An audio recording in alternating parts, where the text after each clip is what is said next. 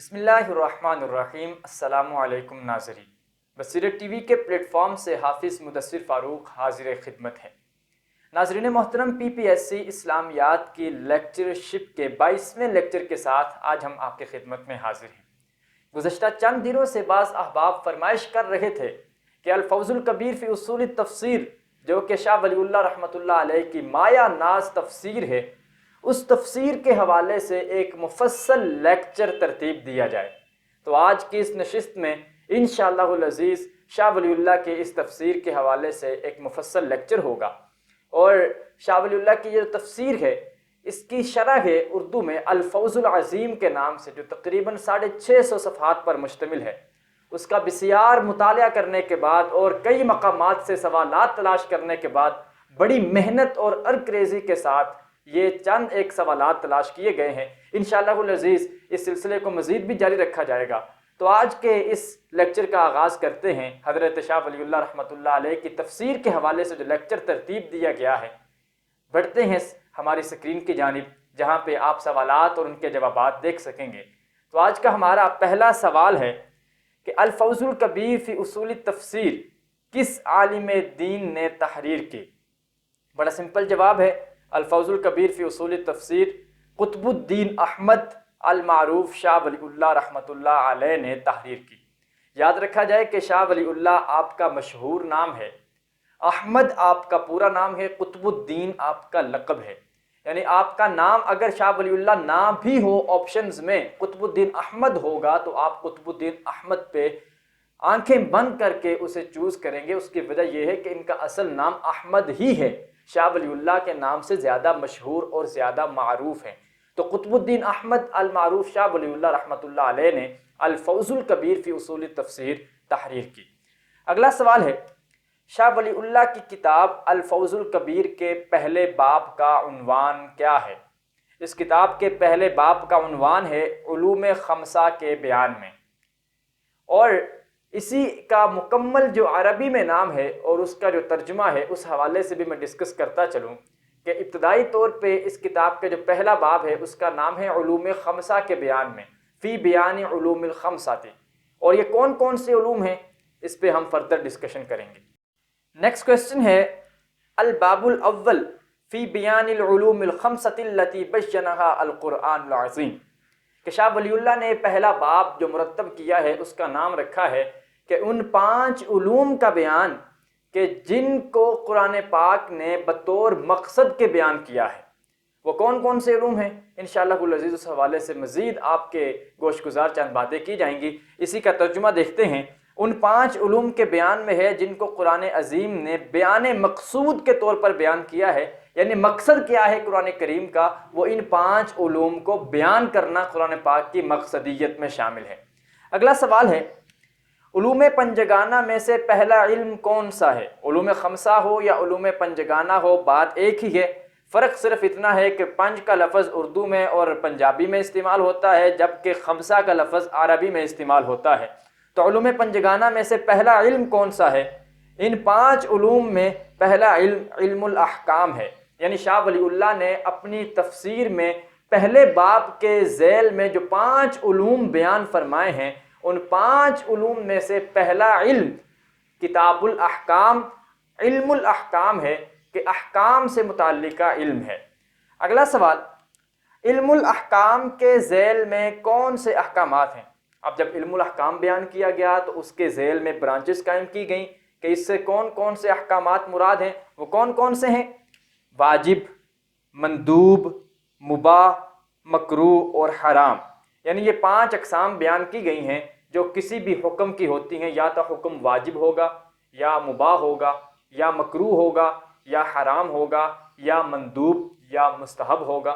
تو یہ 5 اقسام بیان کی ہیں علم الاحکام کی۔ اور یاد رکھا جائے علم الاحکام میں عبادات بھی شامل ہیں، علم الاحکام میں معاملات بھی شامل ہیں، معاملات میں پھر گھریلو زندگی کے معاملات بھی شامل ہیں، معاملات میں ریاستی معاملات بھی شامل ہیں۔ تو علم الاحکام میں قرآن پاک کی روشنی میں جتنے بھی احکامات آتے ہیں، عبادات کے ساتھ ان کا تعلق ہو یا معاملات کے ساتھ ان کا تعلق ہو، شاہ ولی اللہ رحمۃ اللہ علیہ نے علم الاحکام کے ذیل میں وہ سارے کے سارے تفصیل کے ساتھ مکمل شرح و بسط کے ساتھ بیان فرما دیے ہیں۔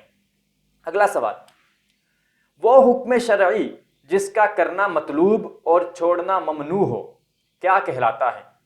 اس حکم شرعی کو واجب کہتے ہیں۔ چونکہ 5 اقسام بیان کی گئیں، واجب، مکروہ، مباح، مندوب اور حرام، تو اب ہر ایک کی تعریف آپ کے سامنے بیان کی جائے گی کہ واجب کون سا حکم ہوتا ہے؟ وہ حکم شرعی جس کا کرنا مطلوب جبکہ چھوڑنا ممنوع ہو، یعنی کرنے کا حکم ہو لیکن چھوڑنے سے منع کیا گیا ہو، اس حکم کو کہتے ہیں واجب، یعنی نہ کرنے کی صورت میں انسان سزا کا مستحق ٹھہرتا ہے، نہ کرنے کی صورت میں گناہگار قرار پاتا ہے۔ اگلا سوال، وہ حکم شرعی جس کی تعمیل مطلوب اور محمود ہو لیکن ترک کی بھی اجازت ہو اسے کیا کہتے ہیں؟ ایسے حکم کو کہتے ہیں مندوب، یعنی ایسا حکم شرعی جس پہ عمل کرنے کا مطالبہ کیا گیا ہو لیکن چھوڑا بھی جا سکتا ہو، چھوڑنے کی صورت میں کوئی گناہ نہ ہو، یعنی کر لیں تو ثواب ہوگا، نہ کریں گے تو گناہ نہیں ہوگا، ایسے حکم شرعی کو مندوب کہتے ہیں۔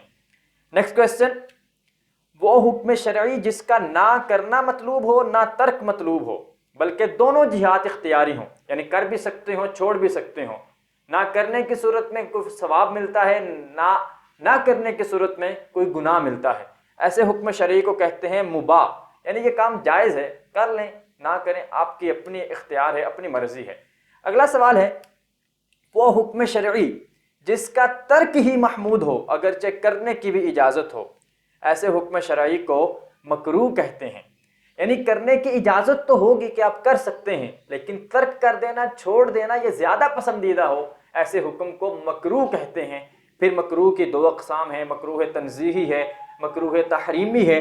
جب بھی مکروہ کا لفظ بولا جائے تو اس سے مراد مکروہ تنزیہی ہی ہوا کرتی ہے، مکروہ تحریمی جب بولا جائے تو اس وقت مکروہ تحریمی مراد ہوگی۔ اگلا سوال، جس کام کا کرنا ممنوع اور چھوڑنا لازماً مطلوب ہو وہ کام کیا کہلاتا ہے؟ ایسے کام کو حرام کہتے ہیں، یعنی کرنے سے منع کیا گیا ہو اور اس کو ترک کرنا، اس کو چھوڑنا لازمی طور پہ مطلوب ہو تو ایسا کام حرام ہے، اس پہ سختی پائی جاتی ہے کہ اگر یہ کریں گے تو انسان گناہگار قرار پائے گا۔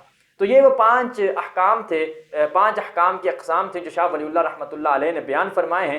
ان سب کی تعریفات عملی زندگی میں بھی ہمیں واضح طور پہ ہونی چاہیے، کیونکہ بہت زیادہ خرابیاں پیدا ہو جاتی ہیں جب ہم مندوب کی جگہ پہ واجب کو لے آتے ہیں، واجب کی جگہ پہ مندوب کو لے آتے ہیں، تو ظاہری بات ہے خرابیاں پیدا ہو جائیں گی۔ ایسے ہی ایک سمپل سی مثال دیتا چلوں آپ کی آگاہی کے لیے، ہم نماز پڑھتے ہیں، نماز میں کئی اقسام ایسی ہیں، کئی احکامات ایسے ہیں جو سنت یا مستحب سے تعلق رکھتے ہیں۔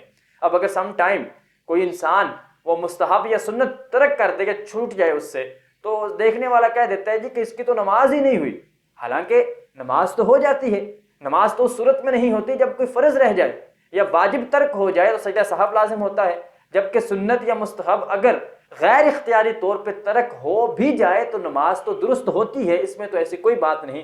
تو وہ اس وجہ سے کہا جاتا ہے کیونکہ ہمیں ان احکامات کی جو اقسامات ہیں ان کے بارے میں آگہی نہیں ہوتی کہ واجب کیا ہے، مندوب کیا ہے، مکروہ کیا ہے، مباح کیا ہے۔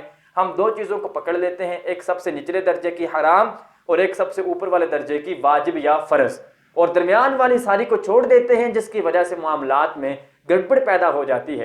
تو ان سب پوائنٹس کی معلومات نہ صرف پیپر کے پوائنٹ آف ویو سے ہمارے لیے از حد ضروری ہے بلکہ عملی زندگی میں بھی ان پوائنٹس کی صورت میں ہمارے لیے رہنمائی وافر مقدار میں موجود ہے۔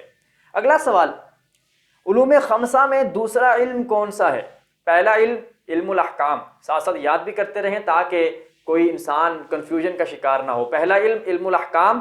اب دوسرے علم کا سوال ہے کہ علوم 5 میں سے دوسرا علم کون سا ہے؟ تو دوسرا علم ہے علم المخاصمہ، یعنی لڑائی جھگڑے کا علم۔ اب یہ لڑائی جھگڑا کس سے ہوگا، کیسے کیسے ہوگا، کون کون سی اس کی جہات ہیں جو قرآن پاک میں بیان کی گئی ہیں، اس کے لیے آپ کو اگلے سوالات دیکھنے پڑیں گے۔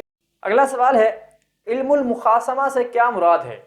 علم مخاصمہ یا علم المخاصمہ سے مراد یہود و نصارہ، مشرکین اور منافقین کے عقائد و نظریات کی تردید کا علم ہے، یعنی ان 4 گروہوں کے عقائد کے رد کرنے کا علم علم المخاصمہ کہلاتا ہے۔ اگلا سوال ہے، علوم 5 میں تیسرا علم کون سا ہے؟ علوم 5 میں تیسرا علم علم التذکیر بآلاء اللہ ہے۔ پہلا علم علم الاحکام، دوسرا علم علم المخاصمہ، تیسرا علم علم التذکیر بآلاء اللہ۔ نیکسٹ کویسچن، علوم خمسہ میں چوتھا علم کون سا ہے؟ علوم خمسہ جو شاہ ولی اللہ کی تفسیر کا پہلا باب ہے اس میں چوتھا علم ہے علم التذکیر بایام اللہ۔ انشاءاللہ العزیز فردر ہم ان سب کی وضاحت بھی آنے والے سوالات میں پیش کریں گے، تو چونکہ الفاظ نام وغیرہ مشکل ہیں تو پریشان ہونے کی ضرورت نہیں ہے، ویڈیوز کو دیکھتے رہیں، انشاءاللہ یہ اینڈ تک آپ کی مکمل طور پہ سیٹسفیکشن اس ویڈیو کے ذریعے ہو جائے گی۔ اگلا سوال ہے علوم خمسہ میں پانچواں علم کون سا ہے؟ علوم خمسہ میں پانچواں علم علم التذکیر بالموت وما بعدہ ہے۔ تو ناظرین محترم، شاہ ولی اللہ رحمۃ اللہ علیہ کی کتاب الفوزل کبیر فی اصول التفسیر کے پہلے باب کا نام ہے فی بیان العلوم الخمسہ، علوم خمسہ یا علوم پنجگانہ کے بیان میں۔ اب علوم پنجگانہ یا علوم خمسہ میں سے پہلا علم علم الاحکام، دوسرا علم علم المخاصمہ، تیسرا علم علم التذکیر بآلاء اللہ، چوتھا علم علم التذکیر بایام اللہ، اور پانچواں علم علم التذکیر بالموت وما بعدہ۔ اب آگے ان کی وضاحت انشاءاللہ آپ کے سامنے پیش کی جاتی ہے۔ نیکسٹ کویسچن ہے علم الاحکام کی تفصیل بیان کرنا کس کی ذمہ داری ہے؟ علم الاحکام جو شاہ ولی اللہ کے علوم خمسہ میں سے سب سے پہلا علم ہے، شاہ ولی اللہ کے نزدیک اس علم کی تفصیل بیان کرنا فقہائے کرام کی ذمہ داری ہے، کیونکہ اس میں معاملات ہیں، عبادات ہیں اور دیگر چیزیں ہیں، تو یہ سارے معاملات و عبادات جو انسانی زندگی کے مکمل طور پہ انحصار کرتے ہیں ان سب کی تفاصیل فقہائے کرام کی ذمہ داری ہے کہ وہ بیان کریں گے۔ تو علم الاحکام کی تفصیل بیان کرنا فقہائے کرام کی ذمہ داری ہے۔ نیکسٹ کویسچن، علم المخاصمہ کی تشریح کس کے سپرد کی گئی ہے؟ علم المخاصمہ کی تشریح متکلمین کے سپرد کی گئی ہے، یعنی جو علم الکلام منطق کے ماہر ہوں وہ دلائل کے ساتھ، چونکہ علم المخاصمہ میں یہود و نصارہ مشرکین و منافقین کے دلائل ہوں گے، اب دلائل کا سامنا کرنے کے لیے ضروری ہوتا ہے کہ ان دلائل کا رد کیا جائے، صرف رد کرنے پہ اکتفا نہ کیا جائے بلکہ اس کے بعد اپنی طرف سے دلائل کی ایک بلند و بالا عمارت کھڑی کی جائے۔ تو اس علم کے احکامات بیان کرنے کی ذمہ داری متکلمین یعنی فلاسفہ اور مناطقہ کی ہے۔ نیکسٹ کویسچن ہے علم التذکیر بآلاء اللہ سے کیا مراد ہے؟ علم التذکیر بآلاء اللہ جو کہ علوم خمسہ میں تیسرا علم ہے، اس سے مراد ہے احسانات ربانی کی یاد دہانی کے ذریعے دلوں میں اطاعت کا جذبہ اور میلان پیدا کرنا، یعنی علم سے مراد علم، تذکیر سے مراد یاد دہانی یا نصیحت کرنا، بآلاء اللہ، آلاء جمع ہے نعمتوں کی، نعمتوں کے لیے استعمال ہوتا ہے کہ اللہ تعالیٰ کی جو نعمتیں ہیں ان نعمتوں کو یاد دلا کر لوگوں کو رب کی اطاعت کی جانب متوجہ کرنا، یہ علم التذکیر بآلاء اللہ ہے۔ سوال یوں پوچھا جا سکتا ہے کہ احسانات ربانی کی یاد دہانی کروانے کے علم کو کیا کہتے ہیں؟ اینڈ دا آنسر از علم التذکیر بآلاء اللہ، یعنی اللہ تعالیٰ کی نعمتوں کو یاد کروانے کے ساتھ لوگوں کو نصیحت کرنا۔ اگلا سوال ہے علم التذکیر بایام اللہ سے کیا مراد ہے؟ علم التذکیر بایام اللہ سے مراد فرما برداروں کو انعام و ثواب اور مجرمین کو سزا دینے کے واقعات کا بیان کرنے کے ساتھ نصیحت کرنا۔ بایام اللہ، ایام یوم کی جمع ہے، تو اس سے مراد وہ جو سابقہ امم کے واقعات اور قصے ہیں، جو قوم عاد، قوم سمود وغیرہ کے تذکرے ہیں، اور اسی طرح سے جو اللہ تعالیٰ کے فرما بردار لوگوں کے تذکرے قرآن پاک میں بیان کیے گئے ہیں، ان کا مقصد کیا ہے کہ لوگوں کو راہ تقویٰ پہ گامزن کر دینا، کہ جو فرما بردار ہوں گے انہیں ترغیب ہوگی اور جو نافرمان ہوں گے ان کے قصوں سے ترہیب ہوگی۔ تو یہ ترغیب و ترہیب کا پورا جو سسٹم اللہ تعالیٰ نے آیات قرآنیہ کی روشنی میں بیان کیا ہے، اس علم کو علم التذکیر بایام اللہ کے ساتھ تعبیر کیا جاتا ہے۔ اگلا سوال، علم التذکیر بالموت وما بعد الموت سے کیا مراد ہے؟ اب آپ کو واضح طور پہ لفظوں کی وضاحت کے ساتھ سمجھ آ جانی چاہیے کہ علم التذکیر بالموت وما بعد الموت سے مراد حشر، نشر، حساب، میزان اور جنت و دوزخ کے ذریعے یاد دہانی اور نصیحت کرنے کا علم ہے، یعنی موت کی یاد کے ساتھ اور ما بعد الموت۔ اب یہ حشر، نشر وغیرہ جتنے بھی حساب، میزان اور جنت و دوزخ کا سسٹم ہے، یہ سارا ما بعد الموت کے ساتھ تعلق رکھتا ہے۔ تو ان سارے واقعات کو، ان سارے حقائق کو بیان کرنے کے ساتھ لوگوں کو نصیحت کرنا، یہ علم التذکیر بالموت وما بعد الموت کے ضمن میں آتا ہے۔ اب ذرا رپیٹ کرتے چلیں کہ شاہ ولی اللہ کی کتاب میں علوم خمسہ میں 5 علوم بیان ہوئے تھے۔ علم الاحکام سب سے پہلا علم تھا۔ علم الاحکام سے کیا مراد ہے؟ علم الاحکام سے مراد اللہ تعالیٰ نے جو عبادات اور معاملات کا علم بیان کیا ہے اسے بیان کرنا۔ اس کے بعد علم المخاصمہ تھا دوسرا علم۔ علم المخاصمہ سے مراد یہود و نصارہ، مشرکین و منافقین کے دلائل کو رد کرنا اور پھر دلائل کی بلند و بالا عمارت استوار کرنا۔ تیسرا علم علم التذکیر بآلاء اللہ تھا، اللہ تعالیٰ کی نعمتوں کی یاد دہانی کے ساتھ نصیحت کرنا۔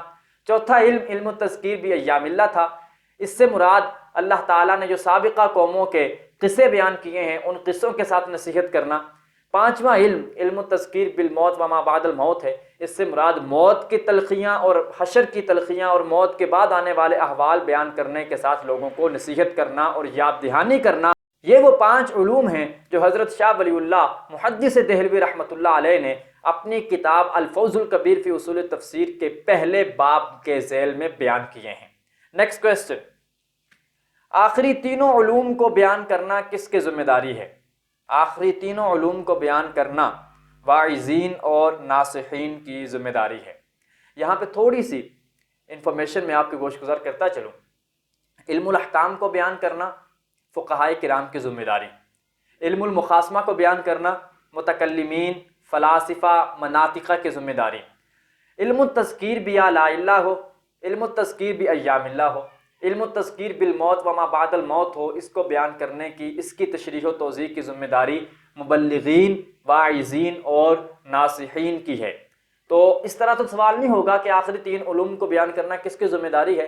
سوال یہ پوچھا جا سکتا ہے کہ علم التذکیر بآلاء اللہ کو بیان کرنا کس کی ذمہ داری ہے، بایام اللہ کو بیان کرنا کس کی ذمہ داری ہے، علم التذکیر بالموت وما بعد الموت کو بیان کرنا کس کی ذمہ داری ہے۔ ان تینوں طرح کے سوالات کا جواب ایک ہی ہوگا، مبلغین، واعظین یا ناصحین کی ذمہ داری ہے۔ اگلا سوال، مستحب کا دوسرا نام کیا ہے؟ کتاب کے شروع میں جو شاہ ولی اللہ نے علم الاحکام بیان کیے تھے اس کے ذیل میں 5 اقسام بیان کی تھیں، تو مستحب کا دوسرا نام کیا ہے؟ مستحب کا دوسرا نام مندوب ہے۔ وہاں جو مندوب تھا، مندوب کو ہی مستحب کہتے ہیں۔ مندوب اور مستحب ایک ہی شے کے 2 نام ہیں، یعنی جو کام کریں تو ثواب ہے، نہ کریں تو گناہ نہیں ہے، اسے مستحب بھی کہتے ہیں، اسی کو مندوب بھی کہتے ہیں۔ اگلا سوال ہے، شاہ ولی اللہ کے نزدیک قرآن میں کتنے گروہوں سے مخاصمہ کیا گیا ہے؟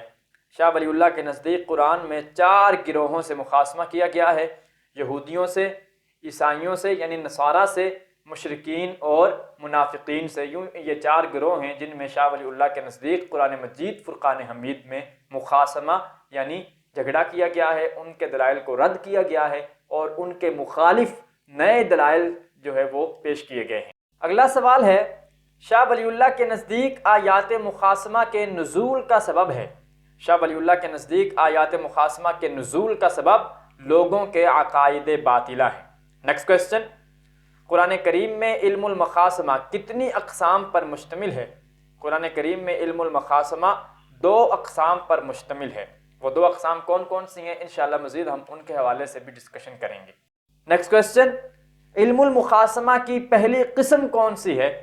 علم المخاصمہ کی پہلی قسم باطل عقیدہ کو قباحت کی وضاحت کے ساتھ ذکر کرنا ہے، یعنی جو باطل عقیدہ ہے اس عقیدے کا ذکر نہ کیا جائے بلکہ اس عقیدے کے اندر جو قباحت ہے، جو بری چیز ہے، اس کو ذکر کیا جائے اور وضاحت کے ساتھ ذکر کیا جائے۔ یہ علم المخاصمہ کی پہلی قسم ہے۔ نیکسٹ کویسچن، علم المخاصمہ کی دوسری قسم کون سی ہے؟ علم المخاصمہ کی دوسری قسم شبہات کے ذکر کے بعد دلائل کے ساتھ رد کرنا ہے، یعنی پہلی قسم میں باطل عقیدہ کی قباحت کو وضاحت کے ساتھ ذکر کیا جائے گا اور دوسری قسم میں شبہات کو دلائل کے ساتھ رد کیا جائے گا اور پھر نئے دلائل جو ہیں وہ منظر عام پہ لائے جائیں گے۔ نیکسٹ کویسچن، تجسیم سے کیا مراد ہے؟ تجسیم سے مراد اللہ تعالیٰ کے لیے مخلوقات جیسا جسم ماننا ہے۔ اگلا سوال، تحیز سے کیا مراد ہے؟ تحیز سے مراد اللہ تعالیٰ کو کسی مکان میں محدود ماننا ہے۔ یہ جو باطل عقائد ہیں علم المخاصمہ جو قرآن کا پورا چیپٹر ہے، انہی علم المخاصمہ کے ہاں یہ 2 عقائد رائج ہیں، ایک تجسیم اور دوسرا تحیز کا۔ تجسیم سے مراد کہ جس طرح عام انسان کا جسم ہوتا ہے اللہ تعالیٰ کا اسی طرح سے جسم ماننا، یہ بھی باطل عقیدہ ہے۔ تحیز سے مراد جس طرح کوئی انسان مکان میں محدود ہو جاتا ہے، اللہ تعالیٰ کے لیے کسی ایک مکان کو ماننا کہ وہ اسی مکان میں محدود ہوتا ہے، یہ تحیز کا عقیدہ ہے اور یہ دونوں باطل عقائد کے نظریات ہیں۔ اگلا سوال، الفوزل کبیر کے پہلے باب کو شاہ ولی اللہ نے کتنی فصلوں میں تقسیم کیا ہے؟ الفوزل کبیر کے پہلے باب کو شاہ ولی اللہ نے 2 فصلوں میں تقسیم کیا ہے۔ اگلا سوال ہے، پہلے باب کی پہلی فصل کا نام کیا ہے؟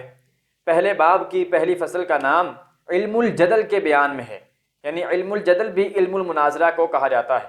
اگلا سوال، پہلے باب کی دوسری فصل کا نام کیا ہے؟ پہلے باب کی دوسری فصل کا نام ہے علوم خمسہ کی باقی مباحث کا بیان۔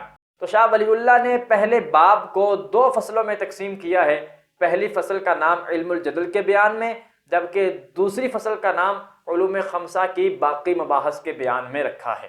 نیکسٹ کویسچن، الفوزل کبیر کے دوسرے باب کا نام کیا ہے؟ الفوزل کبیر کے دوسرے باب کا نام فہم قرآن میں دشواریوں کے اسباب اور ان کا حل ہے۔ اگلا سوال ہے، دوسرے باب کا مکمل نام آپ سکرین پہ دیکھ سکتے ہیں، فی بیان وجوہ الخفاء فی معانی نظم القرآن بالنسبۃ الی اہل ھذا العصر وازالۃ ذلک الخفاء باوضح بیان۔ اس کا ترجمہ کیا ہوگا کہ دوسرا باب اپنے زمانے کے لوگوں کے اعتبار سے ان دشواری کے وجوہات کے بیان میں ہے جو نظم قرآن کے معانی میں پیش آتی ہے، اور نہایت وضاحت کے ساتھ اس دشواری کو حل کرنے کے بیان میں ہے۔ یعنی جو فہم قرآن میں دشواریاں آتی ہیں، کیونکہ قرآن عربی زبان میں ہے، اہل عرب کو دشواری نہیں ہے، لیکن جو اہل عجم ہیں، جو عربی زبان سے واقفیت نہیں رکھتے، جو ان کو قرآن سمجھنے میں دشواریاں پیش آتی ہیں، تو شاہ ولی اللہ نے دوسرے باب کو ان دشواریوں کے حوالے سے ذکر کیا ہے، اور پھر ان دشواریوں کے آسان طور پہ حل کو بھی پیش کیا ہے، تاکہ فہم قرآن کے حوالے سے اس طرح کی پرابلم سے نبرد آزما ہوا جا سکے۔ اگلا سوال، باب دوم کے تحت شاہ ولی اللہ نے کتنی فصلیں ذکر کی ہیں؟ باب اول کے تحت 2 فصول ذکر کی تھی، لیکن باب دوم کے تحت شاہ ولی اللہ نے 5 فصلیں ذکر کی ہیں۔ وہ 5 فصلیں کون کون سی ہیں؟ پہلا سوال، دوسرے باب کی پہلی فصل کس بارے میں ہے؟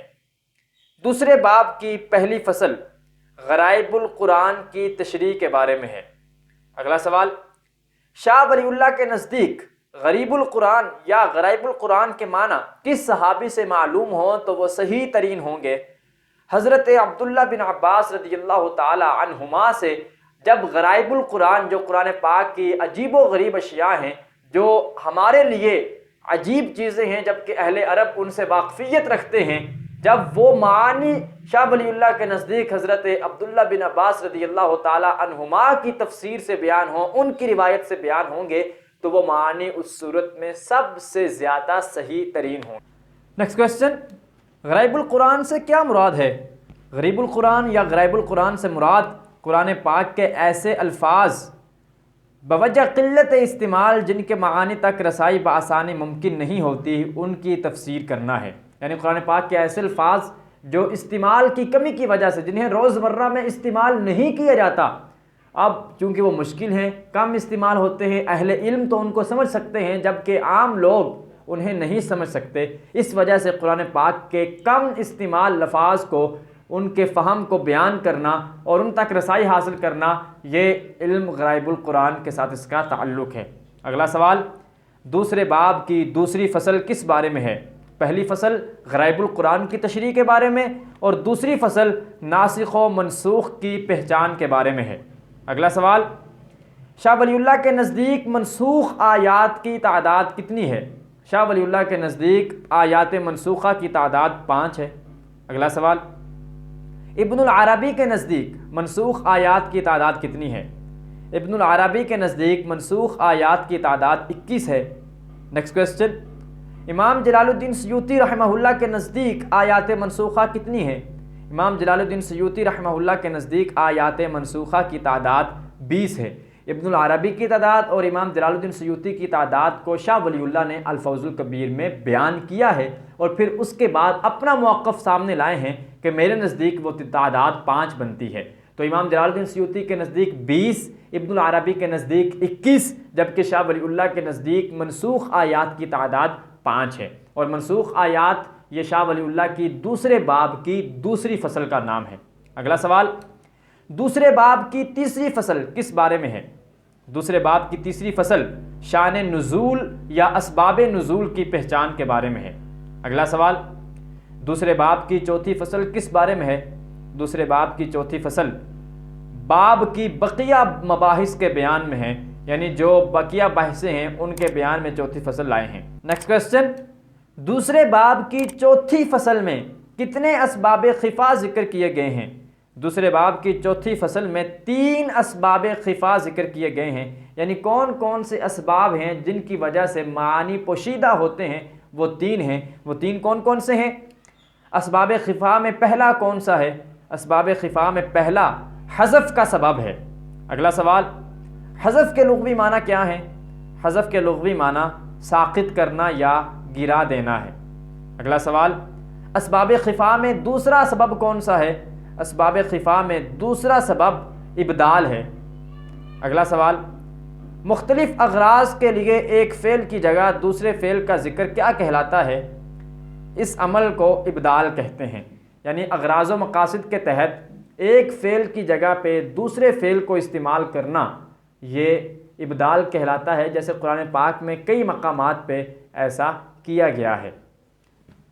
اگلا سوال، اسباب خفا میں تیسرا سبب کون سا ہے؟ اسباب خفا میں تیسرا سبب تقدیم و تاخیر ہے، یعنی جس کو مقدم کرنا تھا، پہلے ذکر کرنا تھا، اسے بعد میں ذکر کر دیا جائے، جسے مؤخر کرنا تھا اسے مقدم کر دیا جائے۔ یہ تیسرا سبب ہے جس کی وجہ سے سم ٹائم بعض اوقات کوئی چیز خفا میں چلی جاتی ہے اور اس تک رسائی ممکن نہیں ہوتی۔ ناظرین محترم، یہاں تک ہمارے 50 سوالات مکمل ہوتے ہیں۔ شاہ ولی اللہ کی کتاب al-fauzul kabir کے دوسرے باب کی 4 فصلوں کا بیان مکمل ہو چکا ہے۔ انشاءاللہ اگلے لیکچرز میں 5ویں فصل اور پھر آگے جو 3 باب باقی رہ جائیں گے اس حوالے سے معلومات آپ کے گوش گزار کی جائیں گی۔ اللہ رب العالمین ہم سب کا حامی و ناصر ہو۔ رب لم یزل ہم سب کو اسی طرح سے اس علم کو پھیلانے کی توفیق نصیب فرمائے، عمل پیرا ہونے کی توفیق نصیب فرمائے۔ انشاءاللہ کل پھر آپ کے ساتھ مزید سوالات کے ساتھ آپ کے سامنے حاضر خدمت ہوں گے۔ کل تک کے لیے اجازت دیجیے۔ اللہ رب العالمین ہم سب کا حامی و ناصر ہو۔ والسلام۔